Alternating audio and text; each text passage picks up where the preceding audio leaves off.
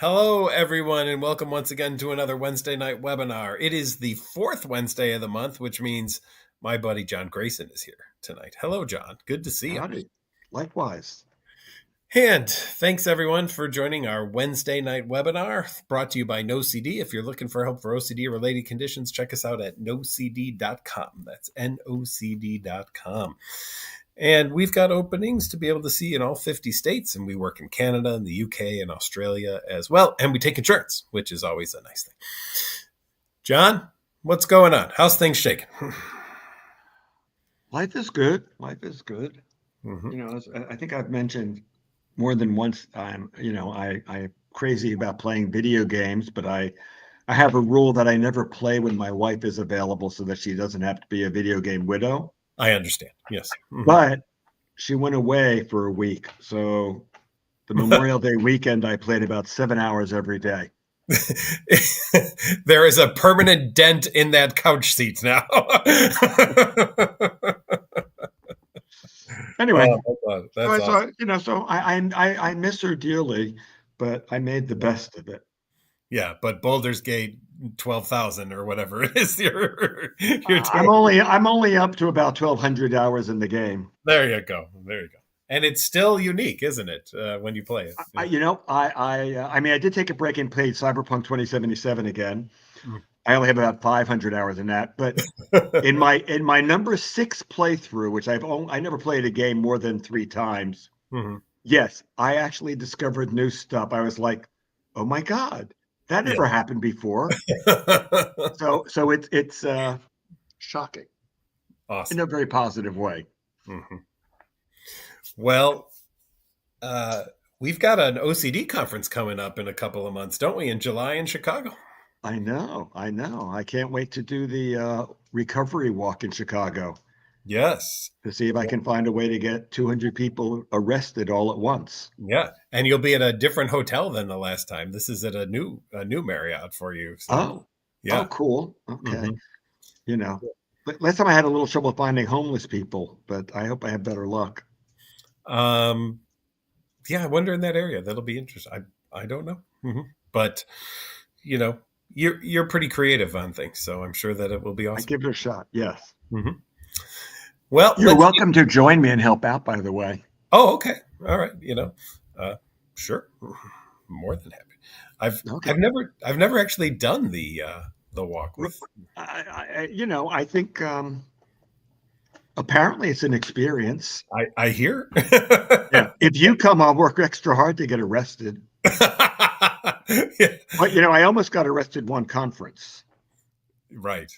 Was that in the parking lot for something, if I remember? Yeah. Mm-hmm. And since then, I now have an emergency plan. Okay. Before we go on the walk, I give everybody who's accompanying a code word. If I say the code word, like a cop has stopped us and I feel like this is a problem, I say the code word, which is their signal to spontaneous look as if like, we got to film this. Yeah. So it's not like I asked them to film it because that would aggravate the policeman. This is more like I say the code word and it's as if like, everybody and out of 200 people, a bunch will follow through. So we'll hope that the fear of, being filmed will save me. Maybe. Or it'll make for a great, should you ever get the Lifetime Achievement Award, it'll make for a great montage. It would. There's only one problem. Yes. I've already received that. Oh, damn it. So, see, you and Alec, you're so young at heart and everything. You wonder, how could you get a Lifetime Achievement Award when you're still living life the way you're living it? So, yeah. I hope to keep doing that. Yeah. That sounds good. Stay that way, John. Stay that way. But if you come with me and we almost get arrested, it can be in your montage for the Lifetime Achievement. All right. That sounds good. Only if you present it to me. That would be my request. If I'm alive, I'll be happy to. That would be awesome. I love what Joe says here. And Joe talks about why is it so hard to stop physical compulsions than when I don't try to stop them. I understand they're driven by anxiety. There's a habitual side to it. But I want to get to the second part here. It feels strange, pressured when I do not do them, but it really just doesn't make sense that something so stupid and destroying is this hard to stop. And this, John, to me, I'd love your take on it, but here's my take. When we think about how stupid, I'm going to use Joe's words here, as OCD is, we're trying to see, why can't we stop it from the logical side? But I think you and I would agree, this is not a logic problem in the people that we are working with. This is an emotional problem. And that's a totally different ballgame than it is a logical problem. If it was a logical problem, John and I could give all of you amazing information and you would go, oh, okay, I get it now. That makes so much sense. I'll stop. But it's not a logical problem. Well, I think, and forget OCD. Sure. I think for Yeah. everybody, logic does not change feelings. There you go. Mm-hmm. Logic gives me a reason to go against feelings. Mm-hmm. Like, this is not a good idea, so I'm not going to do it. It's like, if I see somebody really attractive, I'm thinking like, yeah, but I'm trying to sleep with them. That'll probably mess up my marriage and screw up my life. I'm not going to do that. They're still attractive. Mm-hmm. Same with anything anxious. I may have logical reasons for not giving in. It's not going to make my anxiety go away. And then there's the thing that I would say that might be a little bit of a pain in the neck, because Joe says when he tries not to do them, it doesn't make sense that it is hard to stop. That is definite, Joe. And stopping, I always tell people, treatment and non-treatment are equally painful. One's going to lead to an end of rituals and the other is endless. However, and I hope you're not insulted by this, but we know that you could stop, because I have the belief that if I held a gun at your head and said, you do that, I'm blowing out your leg, I'm thinking you're not going to do it. Whereas if I ask you to hold your breath for 20 minutes, I'm going to blow out your leg, I think your leg's in a lot of trouble. I think you have to breathe, or you can't hold your breath that long. So I think it's more accurate to say that I give in because I don't want to put up with the anxiety. Now, that's not to say that the anxiety is not really terrible or that anybody could do it. It is really hard. But I think it's important to realize that we still make a choice. And it doesn't sound as good that way. So, I think the ways we try to get around that is, it's why we kind of start in small planned steps and to move forward. But I can't expect to do it painlessly. I can. I don't know. I haven't. Some people do go through therapy painlessly, but it's kind of luck. Yeah, and I'll just add, not only Joe, would it be anxiety? It could be shame or guilt or disgust. OCD doesn't just use anxiety. It uses whatever uncomfortable emotion it possibly can to motivate you to do a compulsion. So the list of what OCD will pull from in order to get you to do its bidding is vast. Just know that. And although I wanted to jump around with questions, you do, because last time you were having a great time jumping around. Yes, so. Yes, but I do find, and I think you'll immediately know why, Jake's question. Yeah. All right. Impossible for me to. Jake says, how can I sit with uncertainty and stop trying to prove to myself that I'm safe, good, or in control, even when the thoughts feel urgent, real, or terrifying? When I moved in with my girlfriend, my OCD and anxiety spiked and started targeting her, and doubts and fears of losing control. Why does my brain do that? What's its goal and purpose? I actually believe I have answers to all those. Oh my, you are Oz. Well, I said believe. There we go. I didn't say I have answers. I said I believe I have answers. I was allowing for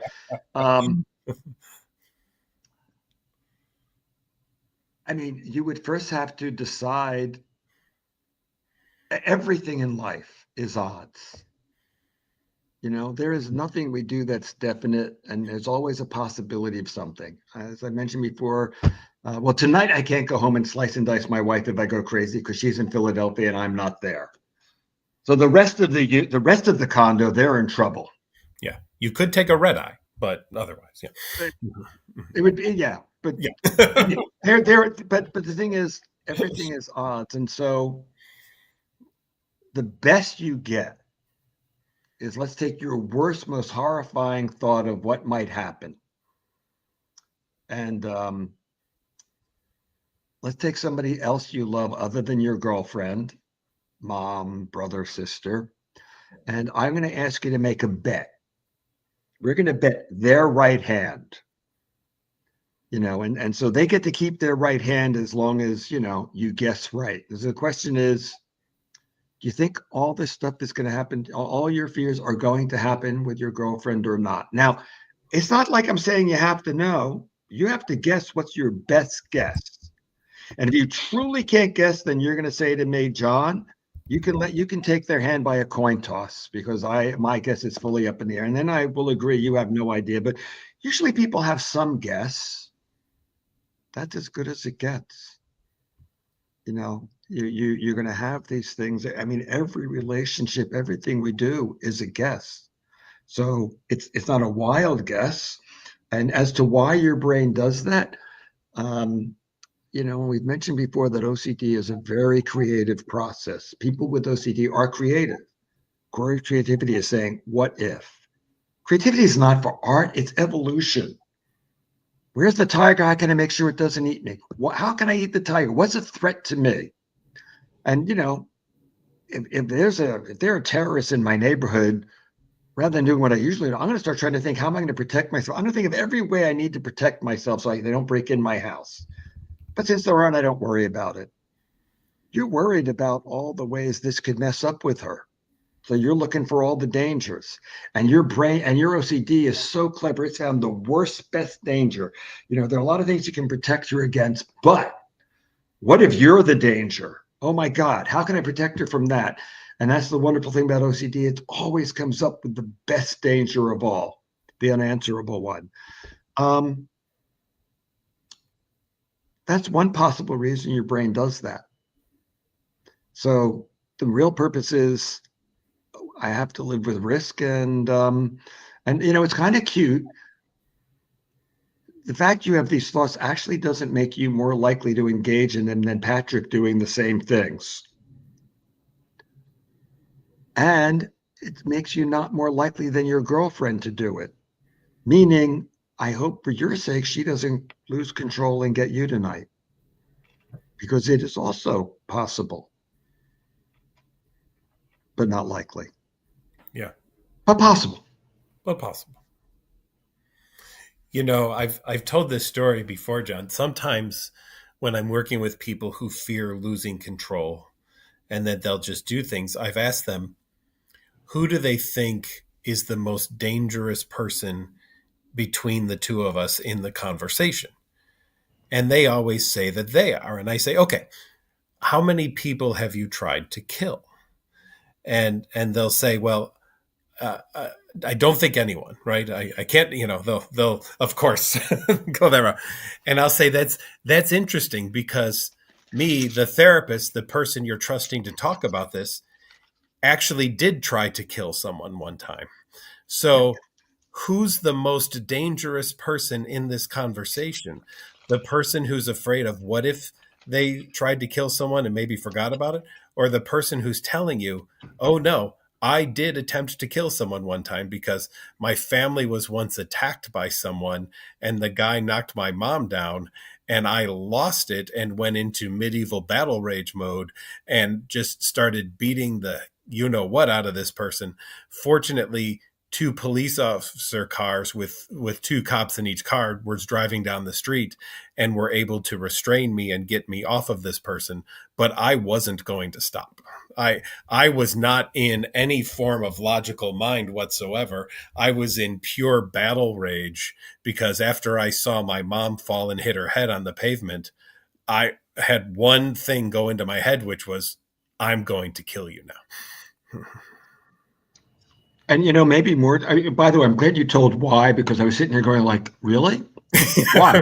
But a part of me, a logical part of me, also feels like, um, somebody who's just attacked somebody I love.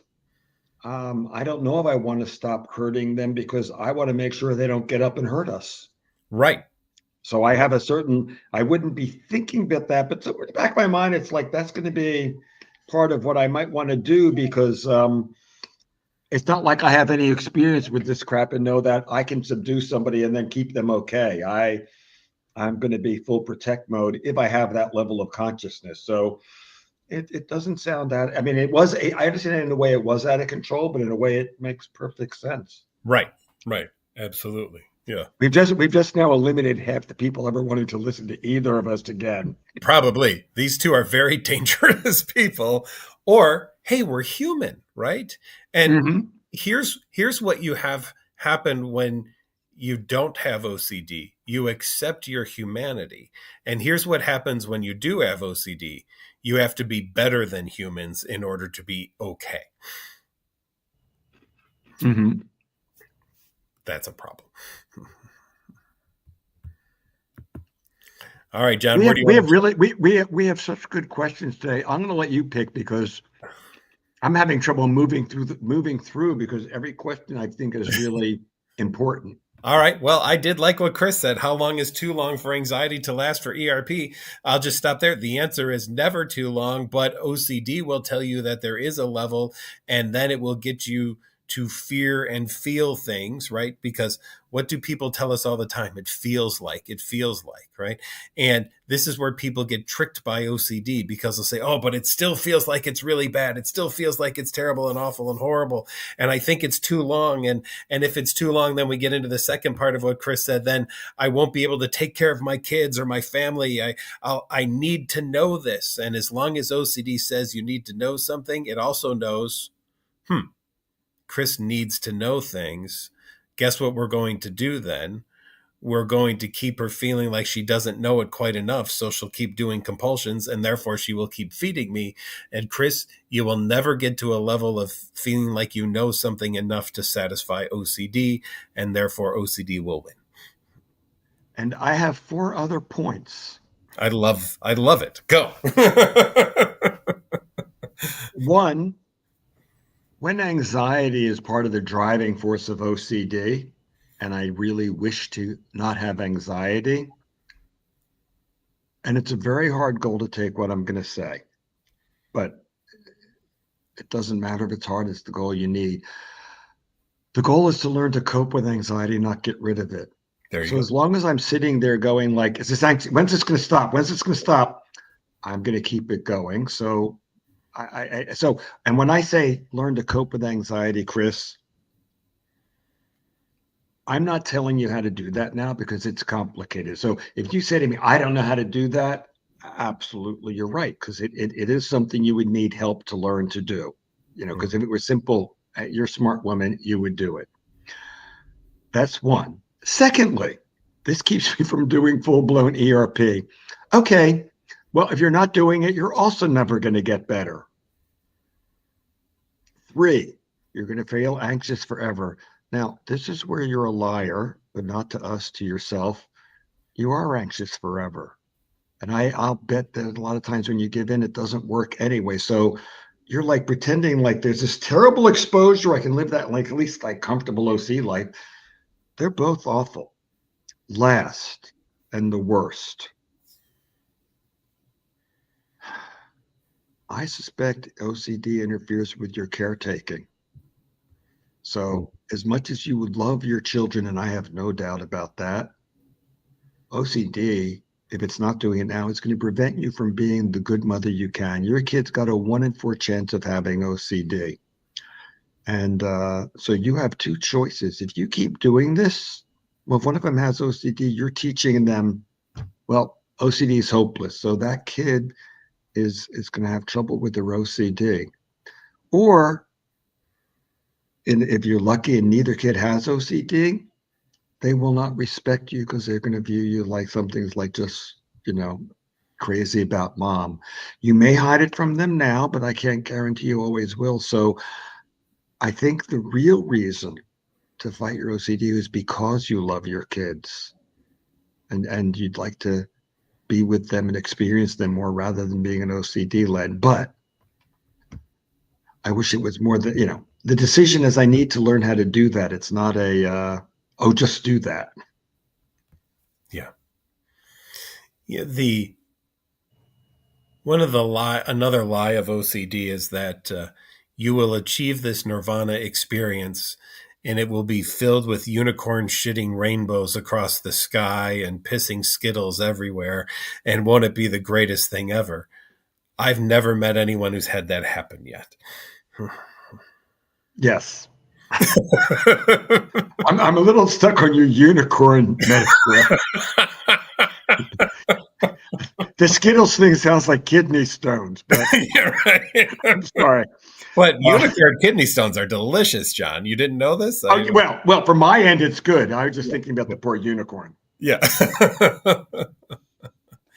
You're right, John. We're just getting one after the other are fascinating. Like Ty, who's talking about how OCD Mm. screwing over in school, taking forever to complete essays, has to get all the right things done on the No, no, no. first try. Oh, you want Sorry, to go back? sorry. I'm sorry. He lied. He doesn't have to. Well, I was going to get to that. He I was just he reading. feels like he has Yes. to. I can't Right. argue that he feels like it. But Yeah. anyway, go on. Yes. Yes. Yes. And so you procrastinate. You don't turn anything in. You're so scared of bad grades that guess what happens? You get bad grades because you don't turn anything in. How to stop this cycle? Well, there's a very simple answer which we'll give, and then we'll do our John and Patrick thing where we go much more in depth than you probably even wanted to hear. But that's what we do: is take the risk and turn in something, because even if you get a 5% on it, it's better than a 0 for not turning it in at all.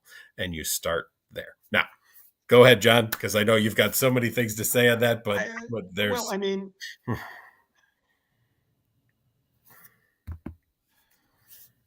again, I think Pat, we give a lot of advice and we're telling you what has to be done. I think frequently it's going to have to be done with a therapist who knows what they're doing. yes. So I never want it to sound like, oh, here's what you need to do, just do it. Because I mean, that would be great if Patrick and I were that good. We try. Wouldn't it be cool? I mean, like, wow, we just have It'd be all these great. people who, but this is the direction.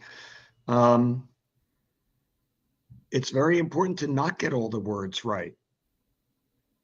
There's a great author who once said, you never complete writing a novel, you just stop writing, or something like that.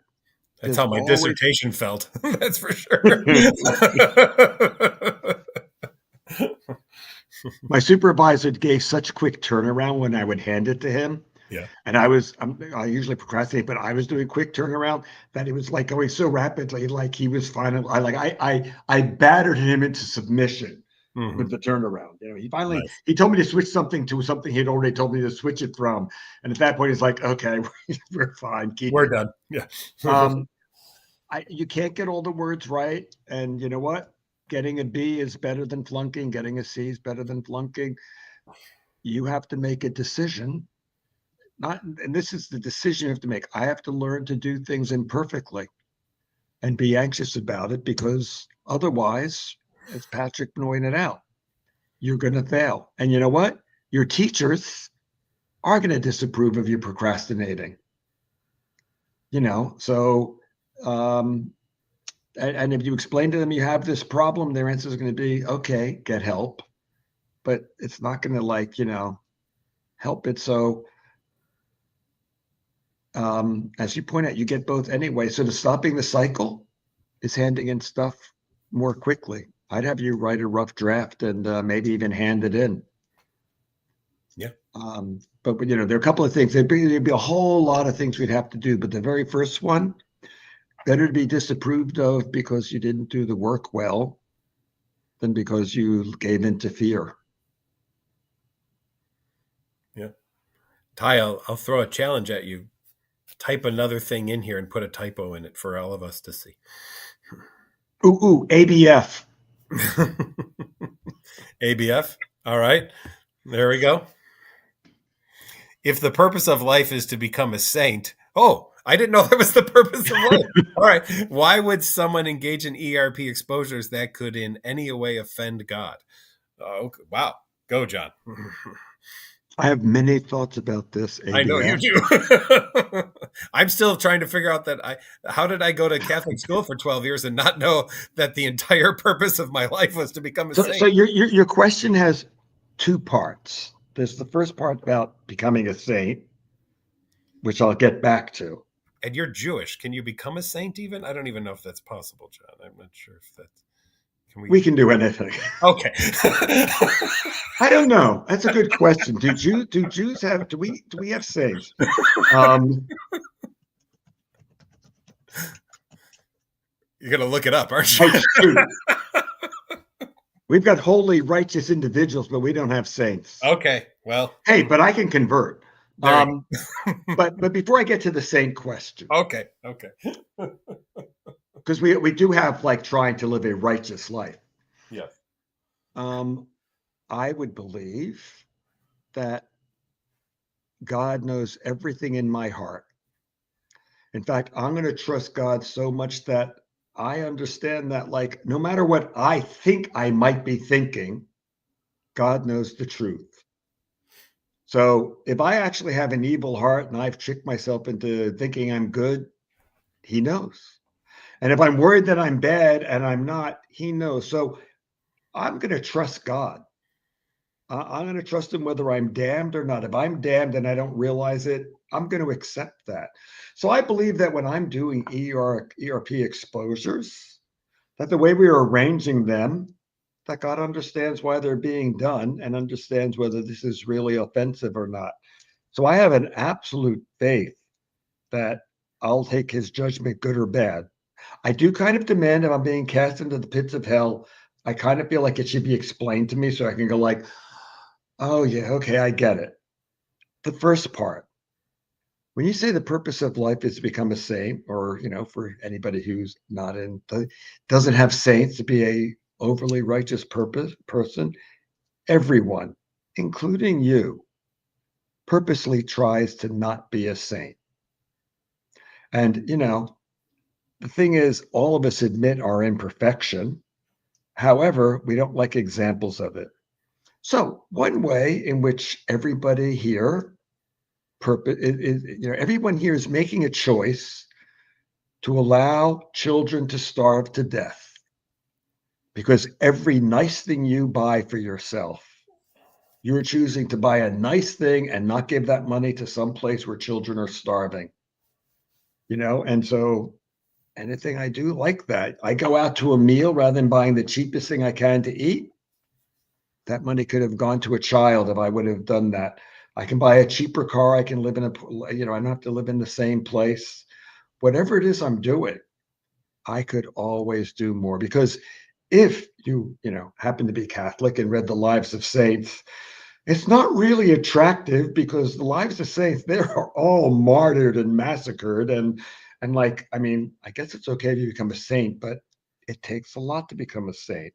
So, it's why it's rare.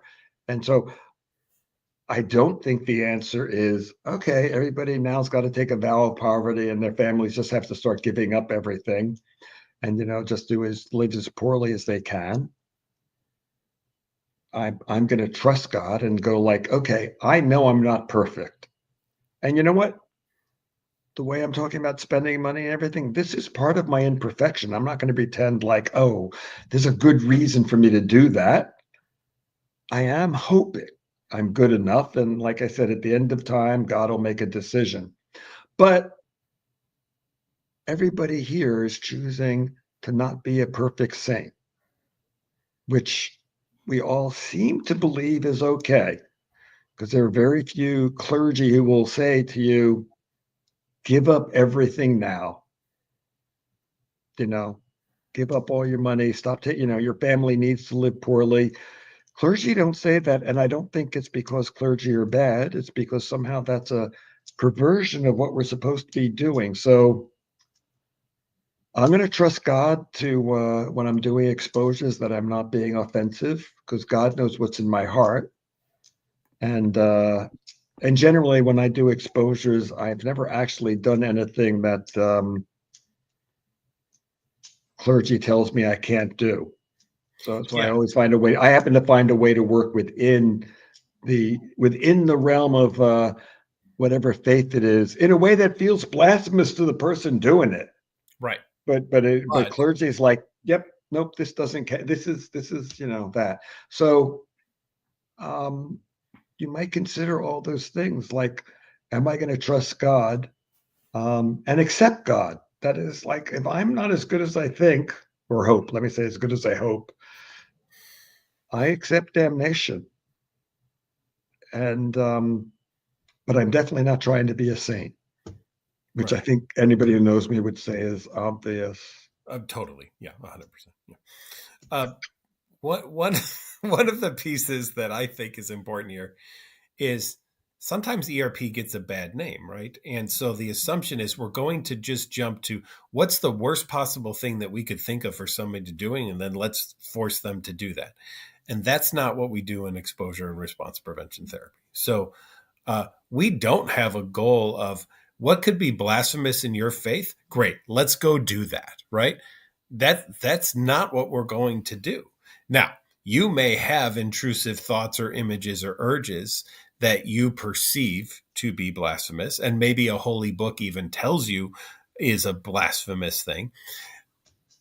But we've got this evidence-based treatment called ERP, which we know can be helpful, versus there's also this treatment out there that says, well, let's just get somebody to try to not think of something, which is the pink elephant effect, which all it's going to do is get you to think it more. So if you were a higher power and you had someone suffering, would you want them to suffer eternally by trying not to think of something and therefore doing nothing but thinking about it for the rest of their life? Or would you think, wow, there's this amazing evidence-based treatment out there that's going to allow someone to learn that they can handle whatever it is that pops into their head? Wouldn't that be the most wonderful thing that one of my followers could do so that they could live a life of faith that they want to live and not the bastardized life that OCD has them living? And again, am I going to practice my faith or pray to the OC demon? There you go. And so many people pray to the OCD demon. Right? Yeah. And OC demon, you don't need to say the D twice. That's the beauty of it. The last thing is, Patrick said that wouldn't be GRP to do the very worst thing that's blasphemous. And that is true. I do admit there are some therapists out there who don't take a person's faith seriously. Right. So we would call them not good therapists. Exactly. I'm not going to ask a Catholic to use a Ouija board if they're afraid of what if I use one, because in that faith, that's not something you do. But you know what?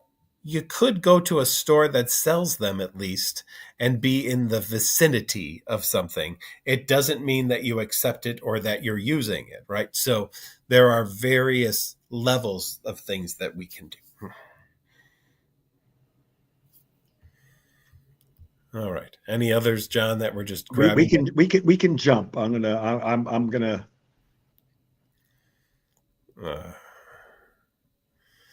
Let's see. Oh, let's go, girl. Good evening, Dr. McGrath, Dr. Grayson. I haven't seen many speak on psychosis, depersonalized related themes in OCD. And suppose my question is, would combining these themes be approached one, and similarly to other OCD themes, such as ERP, sitting with the discomfort, etc.? Thanks in advance for being here. Your time is greatly appreciated.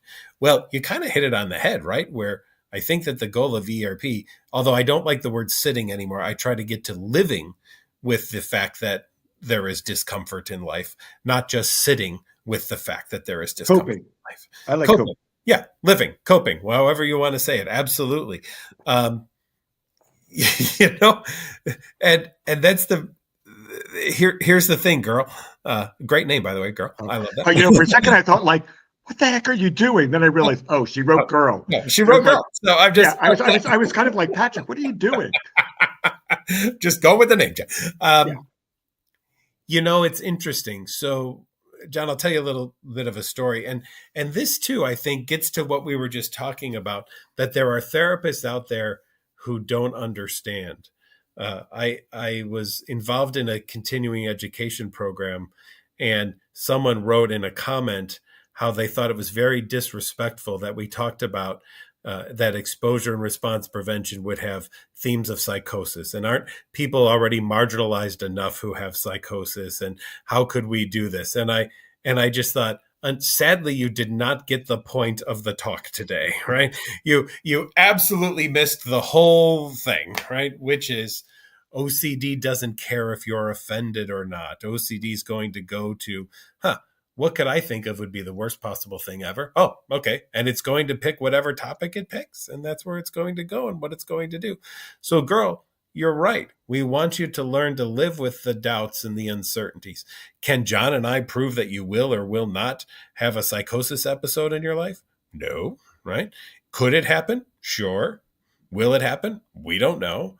And so what do? We live with doubt. We live with uncertainty. OCD, being the doubting disorder, says doubt and uncertainty are verboten, not allowed, bad, and we must get rid of them and come up with answers.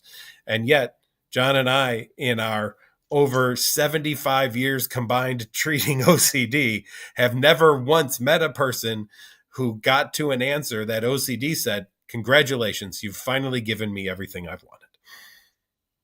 I'm glad that our combined years is still older than me. I mean, yes, we treat it pretty much the same. And if she likes, on the OCDstories.com, I had a client who that was his fear of going crazy. Okay. And he and I talk with, what's his name again? Stuart Ralph, right. About that. We talk about the treatment and everything, because actually the treatment was working on risking going crazy. And it took, I don't really start exposure to somebody who's willing to want to learn to live with the risk. And it took about 3 months for this fellow to decide to take that risk. And there were a bunch of reasons, one of which is like all of his rituals weren't going to actually prevent him from going crazy. It was going to happen. It was going to happen. So yes, we would do exposure as always. Staffy says you're the goat, John, just so you know. I just like to put that out there. And yeah. Oh, no. Is what you should say. Yeah, I know. But I do like what Staffy says. How do you overcome this? Because you've written an article on this. Peripheral staring OCD and private staring OCD. I can't sit next to my family, friends, or peers anymore. I'd be brilliant if I could answer this one quickly. You mentioned two different problems, however. The peripheral staring, if I'm understanding what you mean, tends to mean that I keep having trouble not noticing the periphery of my vision, and it keeps taking my attention. So it's a hyper awareness issue where I need to learn to live with whatever the hyper awareness symptoms. It could have just as well been your breathing. I can't get a person out of my head, a song out of my head. I'm noticing my heart rate. I'm just hyper aware of some set of sensations. So we can do that. That is easier because what we're learning to do is not trying to stop it, learning to live with it. And I hate to do this. I always hope that Patrick and I can make it through the hour without doing this. Damn you, Grayson. It's already happening. but Patrick and I both have tinnitus, high-pitched ringing ears, which, until you brought this up, Staffy, I did not notice. I mean, it's always there, but I don't notice it when I'm not thinking about it. Now I hear the high-pitched whine, and I don't actually care. It's there. I'm used to it. There are people who become suicidal and go on disability for that because they want it to stop. I'm like, I don't care if it's there. I've learned to do that. So it is possible. And so that's the goal of that treatment. Now, the staring, or if you're actually staring at private parts, there's a few questions that we would have. And it's hard. There's some things that we have for people to do that are, I think, in a lot of ways, not as ideal as our other treatments. One, we always need to establish if the person who's doing it is doing it. Have they ever been caught? Because we have two groups of people who have the fear of staring at privates. One group actually has done it and has been caught. The other group is afraid they're doing it. They've never been caught, so we don't have a smoking gun. We find that the people who have done it still think they're doing it way more than they are, and they engage in behaviors of avoidance, and people react to those avoidance behaviors, which the person with obsessive staring mistakes for they think I'm staring at them, but really what it is you're acting weird. So we need to establish that. We have a couple of things we do that, again, if we could cure this in one night, that'd be cool. But we have a couple of tricks. First of all, as an all OCD, I always like to think, well, how am I going to try to cope if the worst thing happens? So currently, we made up a new name for the obsessive staring. I'm pretty proud of this. We made up this name, and it's actually now the name for it. I It's see an stuck. article. Yeah. Yeah, yeah, Mhm. yeah. Visual Tourettic OCD, or is it that? Ocular Tourette OCD. No, we got rid of ocular. Oh, did you go over? Okay, you went. Ocular was too complicated. It was like visual Gotcha. Tourettic. Okay. That and now the reason we do that is if you're caught, you get to say to somebody, "Listen, I'm really embarrassed. I'm sorry." You know how people, with Tourette's, they have they spurt, they blurt things out. I have this one where like that just happens and it's like not quite in my control. And feel free to point out, I really apologize. And because everybody knows about the Tourette problem of speaking out, they'll kind of buy that. And so that buys you a little bit of safety as opposed to them yelling at you and calling you a freak. Um, the other two things we do, and again, one we have what we call sneak peek. You're spending so much effort trying to not look, and what we want you to do is actually try to sneak a peek when they're not noticing. Actually looking, but trying to do it when when they're not noticing, which is a kind of normal behavior. If somebody's dressed ultra provocatively, people do kind of like look if they think they're not going to get caught. So that's one way. That takes some of the pressure of the avoidance. We also do this was from Charlie Mansueto. I don't know if he called it this though, the 3-point stare, which is like sometimes people with the staring problem, like just like kind of look over the shoulder and they make no eye contact and just rigidly looking away, which does look odd. And it turns out, or they stare at the person's eyes and just keep staring at that, which also ends up being odd. Because it turns out that when we're talking, we don't just keep staring at the person. Our eyes kind of move around. So we kind of like practice, like I'll stare here, here, and like here, and I'm moving my eyes around, not rapidly, but in that. And if I have somebody I can practice with who knows my problem, I can practice it so they can say, yeah, that's looking normal. Now, that takes some of the pressure off. It's not ideal, but at least that's where I think we are with the with the visual Tourettic OCD. I've seen articles on that like have nothing to do with me. It's like kind of cool. There's an entire literature that's like grown up. So it's like very cool that it's taken on. So I think that's like kind of the quickie advice. People are asking. This is an interesting topic, and I think it's fun to chat about habituation or inhibitory learning in ERP. Neither. Yeah. All of the above. I mean, habituation. I mean, it's both it's an oversimplified model. Habituation, classic habituation is probably not exactly accurate. Right. Because I'm not sure what's habituating. I mean, if the goal of treatment is learning to live with uncertainty, the exposure is getting me used to taking that risk over and over again. But there's a whole cognitive part going on with that, where I'm going through my mind all the reasons why this is worth taking the risk. And so the exposure is kind of reinforcing that. So it's not just a simple habituation or inhibitory learning. So I said it's kind of a complex of things that are doing it, of which I'm sure those processes play some role. But it's not exactly, when I talk habituation, what are we habituating to? Am I habituating to being comfortable with being anxious? Habituating being comfortable with the worst can happen and I'll choose to live with it? Is So it I don't the think older definition of anxiety decreases over the passage of time? Uh, lots of ways of looking at it. I also like part of what I liked on inhibitory learning was the idea that as I learn a new way to reply to something, it might inhibit the recall of the old way of replying to something, Right. which I always Which thought, is a maybe, yeah, yeah, because there's also just the very yeah, simple idea, whatever I practice most will be strongest. So I right, don't get rid of the old learning, but I'm reinforcing a new learning, yeah, and repetition is making it more likely. I also think with OCD, I think when the goal is deciding to live with uncertainty, that I'm no longer working a simple problem. I am actually changing my entire view of the world inside and outside of my OCD. When we're talking to the person who asked the question about being a saint, if they found what we said compelling, that's changing a lot of how they're going to approach religion and themselves. So I think OCD is some way a philosophical problem, because all the great questions of life are asked in OCD concerns. And so finding a way to cope with the great questions of life changes everything. yeah.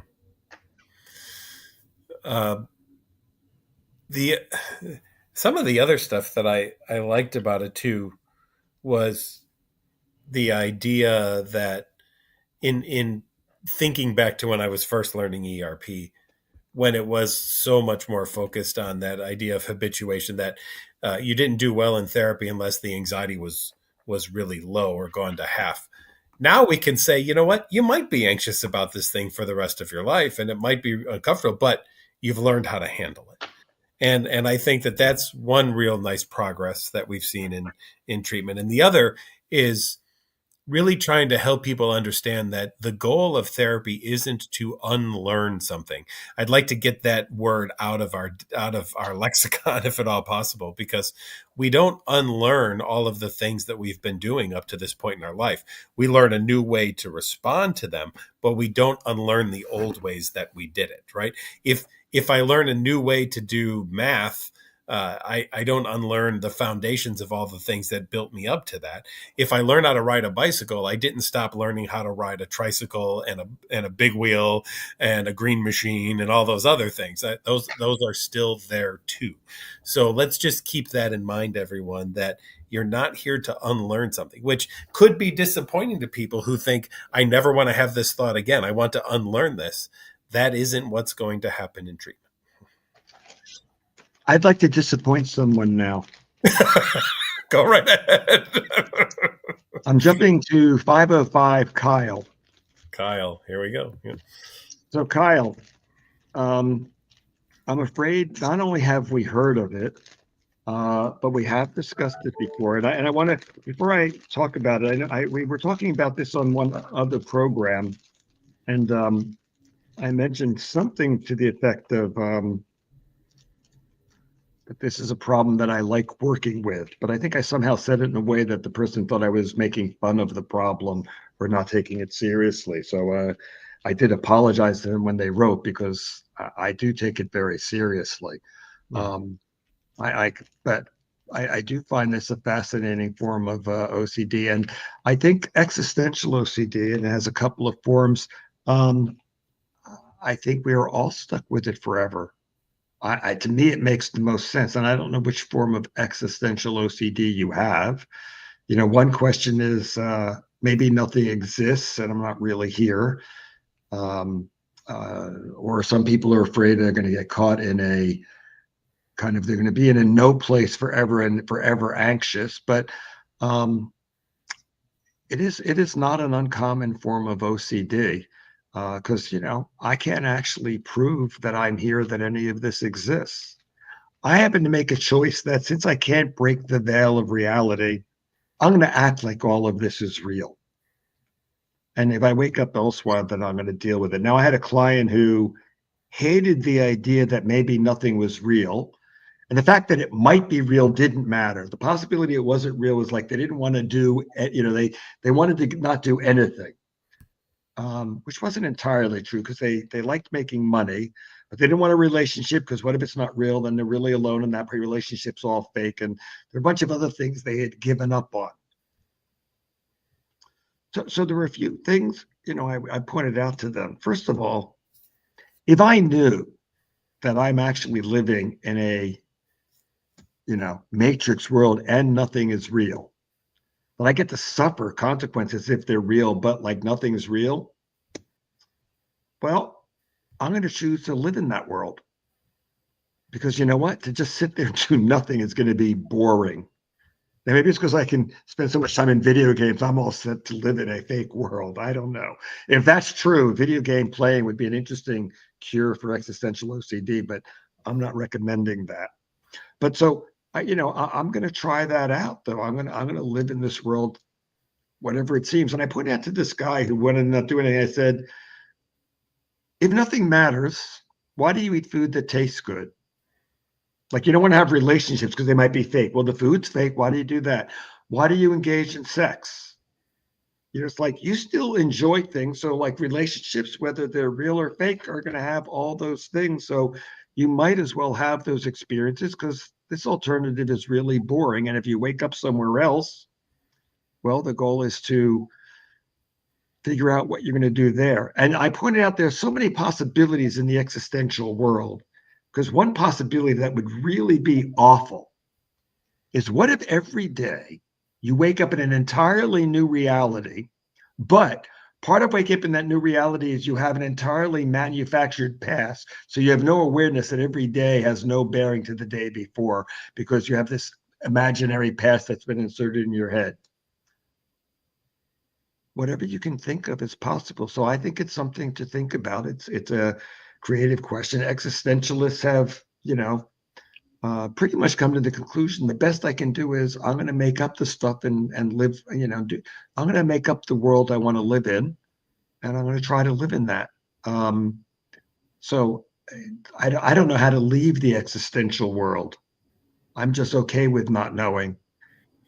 I'd say it's easier than tinnitus, but tinnitus doesn't give me a problem. Yeah. I remember that scene in The Matrix where he's cutting the steak and he holds it up on the fork and he looks at it and he says, I know this isn't real, but oh my God, it tastes so good, right? Yeah. Yeah. Mm-hmm.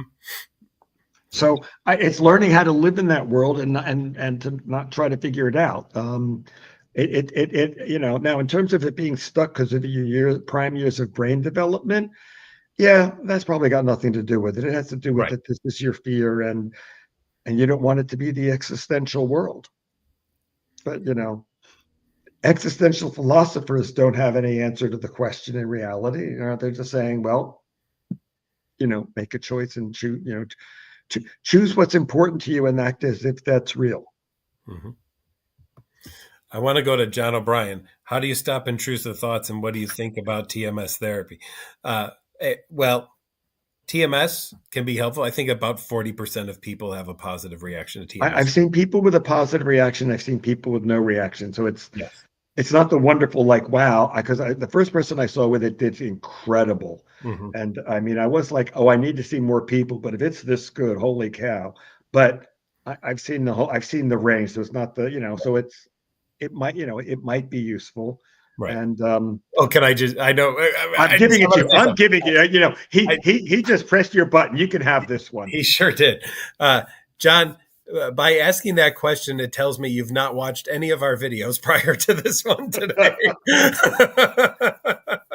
And so I will give the very simple answer here, which is that is not the goal of anything that we try to do in any of the work that we're doing in treatment. We learn to live with whatever is in our head, not trying to stop it, because the more you try to make it go away, the more stuck it will become. And John and I do not have this secret thing in our head going, how can we really fuck with people? Oh, we'll try to get them to stop thinking things, which will just make them worse. That is not what John and I do. Instead, we do quite the opposite. We work with people on helping them understand that they can live with whatever it is that is in their head and they can live the life they want to live, even if this thing is in there that for part of their brain tells them it shouldn't be. And just to be a touch modest, what Patrick and I do is not our therapy. Right. We're doing the therapy that almost all the OCD experts in the International OCD Foundation do. So we're just following that. And I'll just I'll just tell you, somebody once asked Stephen King, why do you think about such horrible things? Mhm. To which he replied, what makes you think I have a choice?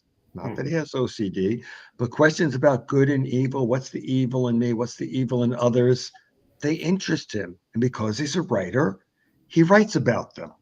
And the reason we know everyone thinks this kind of stuff, Stephen King is rich. We're all buying his books. Mhm. So the difference between you and Stephen King is you're trying to not think when you could be rich. Right. Someone wrote all the horror films that someone thought Chucky was a great idea, and and to this day, you can still find Chucky dolls all over the place. So um, they're everywhere. Yeah. We got time for one more, John. Is there anything you wanted to jump on?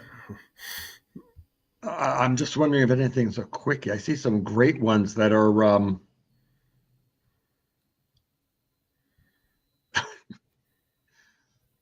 somebody's accusing me of giving an example from my book. I have a How limit. dare you? If you listen enough, you'll discover I have a limited repertoire. I think it's a really good one, but it is definitely limited. So yes, I agree. Well, that's awesome. Well, John, since we're getting to the end here, where can they find that book, and what is that book? And tell them a little bit about you and your stuff. The book is Freedom from Obsessive Compulsive Disorder. I think the subtitle is like a guide to living with uncertainty or something. You're uncertain about that, of course. That's okay. Yeah, I'm uncertain about it. Oh, I thought it was on my desk, but it's another book. Not mine, so we're not going to talk about it. And I think I only have about an hour or two of knowledge that is not in my book. So it's all the things that I know. For the most part. I think that's all that. It's a well-received book, I'm told. That it is. And thank you, John. Always good to Thank you. have you here and to be here with everybody who does our Wednesday night webinar. John's with us on the fourth Wednesday of the month. And if you're looking forward to maybe meeting the two of us in person ever, come to the International OCD Foundation Conference in July in Chicago, where we will be there.